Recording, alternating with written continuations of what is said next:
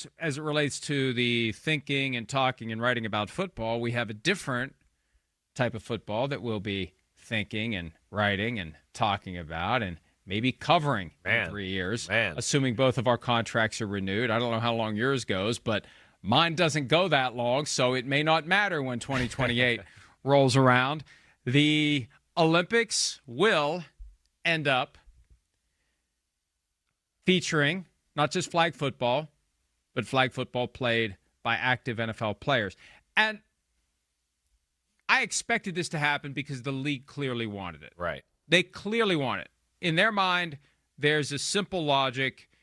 If we put NFL players into the Olympics, we expose NFL players to a broader international audience at a time of intense viewership of the Olympics, and we therefore further market our game. And the Summer Olympics are at the perfect time to do that because it goes right into the preseason. It goes right into training camp. And as part of this effort to dominate the globe and make a lot of money along the way, I mean, at the core of this isn't red, white, and blue, but green.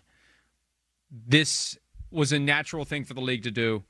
And I think the owners were skeptical. They had concerns.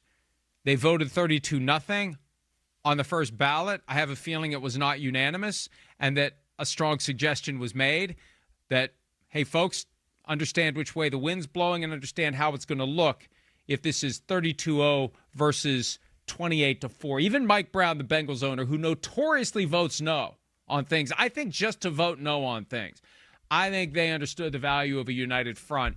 And there they are, 32-0. They've passed the resolution. Active players will be eligible for the 2028 Olympics. Yeah, well, you know it's a big deal when they have a press conference saying they're going to do it, and the NFL orchestrates that and gets a few NFL stars to be there a part of it. That tells you that this has been on their radar. They've been game planning for this. They were pushing for this day to release it to the media and, you know, make it a thing, which they did yesterday. I mean, they dominated some news cycles all over the world about the push for the NFL, again, globally. So it's awesome. As a guy that loves football and all that, yeah, do I want to see the sport grow? And maybe I was a little negative yesterday, right, on some of the things I said. I want to see it grow. I want to see it be great. I'm intrigued by the possibilities of maybe a team overseas or more games overseas in general. That's awesome. I'm all for that. But as an ex-player and a guy that grew up under, you know, the roof with a dad as an ex-player as well, I always think of them first. And that's where, you know, that's the part of me that just I worry a little bit, as you know. I mean, yes, it's going to be cool. It's going to give the sport attention.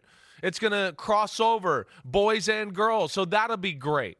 So all of that is positive, and it's leading into the 2028 NFL season, and hopefully the NFL can capitalize on people seeing that and even being more excited for the NFL regular season to start. That's all good too. But, I mean, as we talked yesterday, do I worry about player injuries, right? Do I see negatives? I see a lot of negatives. Yes, there's some positives. I get that.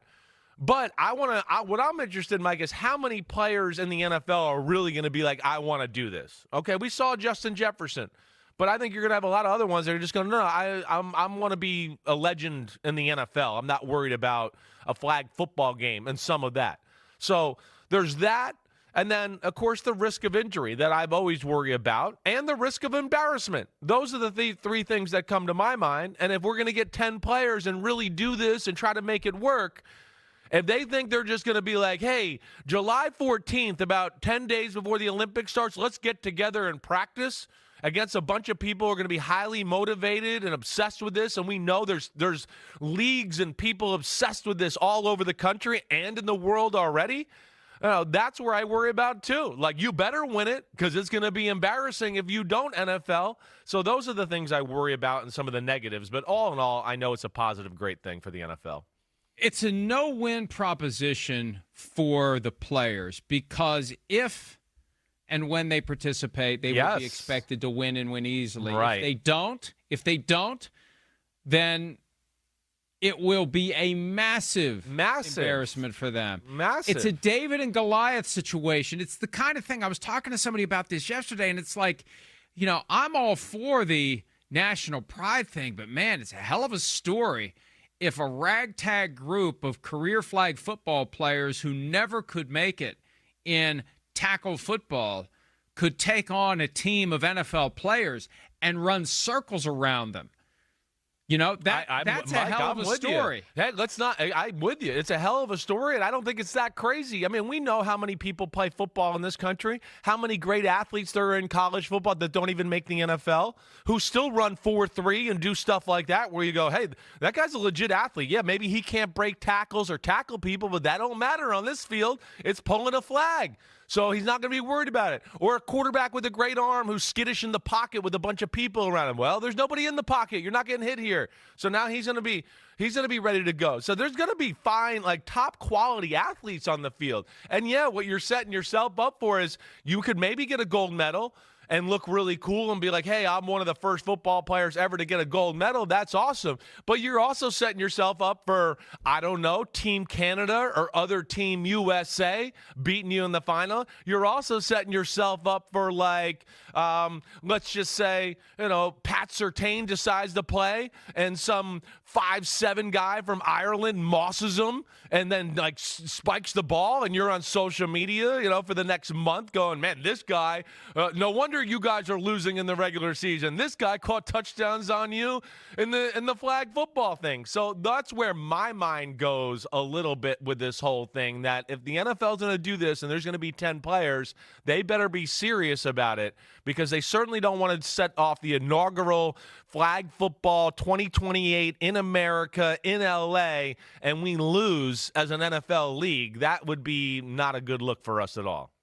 Yeah, you don't want to get posterized playing Olympic flag football. No, right. You don't want to end up being a meme because exactly you got embarrassed by somebody who is not in your league physically. I can tell you a story, and I haven't thought about this in years. This is the absolute 100% truth. Absolute 100% truth. When I was in law school, they have this, they have intramural leagues at every college and university in America. Right. So I used to play a lot of pickup basketball, and I happened to have a particularly good day one day when I was playing, and so some guys who were putting a team together thought that it would be a good idea to put me on the team. I wasn't nearly that good. I try hard, I work hard, and I was really fast. That was it. I don't have a fluid shot, and you know how it is when you're left-handed. It's hard enough as it is because everybody's like, what the hell is that? It's an acquired taste if you're lefty. But, so we get into this league, and they played the games in the Coliseum. Now, not on the main floor. They had other configurations. They pushed the seats back. But it was kind of fun to go to the Coliseum once or twice a week and, where they play all the men's basketball games and go in there and play basketball. So we had a game one night against a group of guys that play on the football team. And it's going to be a long night. Well, I had one moment. Blocked the guy's shot, picked it right out of his hand, took it the other way for a layup. And I still think he probably isn't hearing the end of that from the other guys on the football team. Right. The way they reacted to that guy getting disrespected by me. So, yeah, and that can happen. Hi, it's Mike Florio. Thanks for watching PFT on YouTube. Hit subscribe for the latest news and analysis from Pro Football Talk.